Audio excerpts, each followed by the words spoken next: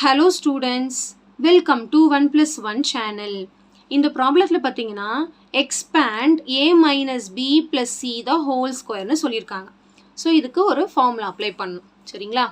இப்போ உங்கள் புக்கில் பார்த்தீங்கன்னா இந்த மாதிரி நிறைய கொடுத்துருக்காங்க. a plus b plus c the whole squareனா ஒரு ஃபார்முலா, a மைனஸில் இருந்துச்சுன்னா b மைனஸில் இருந்துச்சுன்னா c மைனஸில் இருந்துச்சுன்னா இந்த மாதிரி வெரைட்டியஸ் ஃபார்முலா கொடுத்துருக்காங்க.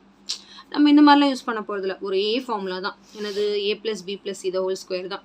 ஓகே, இப்போ அது எப்படி பண்ணணும்னு பார்க்கலாம். ஓகே, ஸோ இப்போ இங்கே என்ன சொல்லியிருக்காங்கன்னா expand a minus b plus c the whole square சொல்லியிருக்காங்களா. a minus b plus c the whole square இதை வந்து expand பண்ண சொல்லியிருக்காங்க. ஓகே, எப்படி பண்ணுறதுன்னு பாருங்கள். ஒரே ஃபார்முலா தான் நம்ம அப்ளை பண்ண போகிறோம்.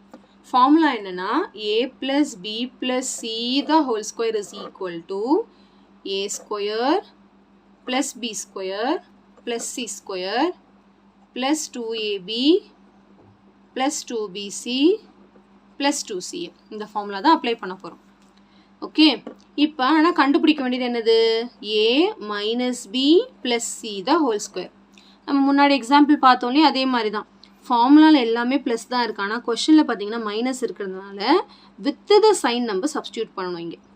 அதாவது வித் த சைன் அப்படின்னா என்ன அர்த்தம்னா, ஏ இருக்க இடத்துல ஏவே தான், பி இருக்க இடத்துல வந்து மைனஸ் பின்னு போடணும், சி இருக்க இடத்துல சிஏ தான். பி இருக்க இடத்துலலாம் என்ன போடணும், மைனஸ் பின்னு போடணும்.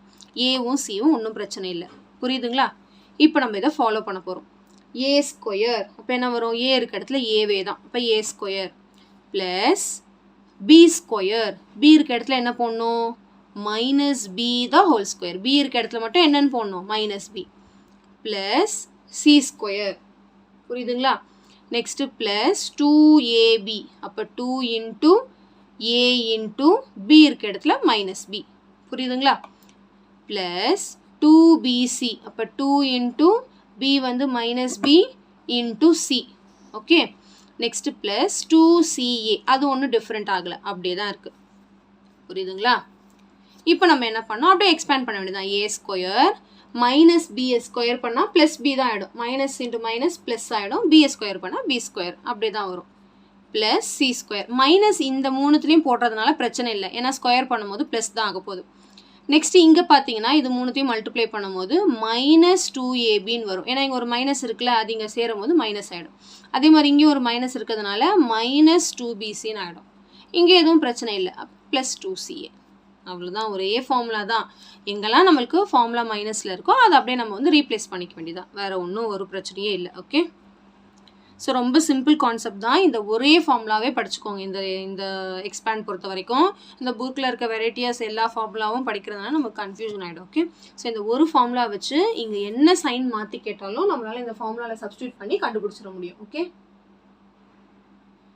ஸோ கண்டிப்பாக இந்த சம் நல்லா உங்களுக்கு கிளியராக அண்டர்ஸ்டாண்ட் ஆயிருக்கும்னு நினைக்கிறேன். So thank you so much for watching students. Bye bye.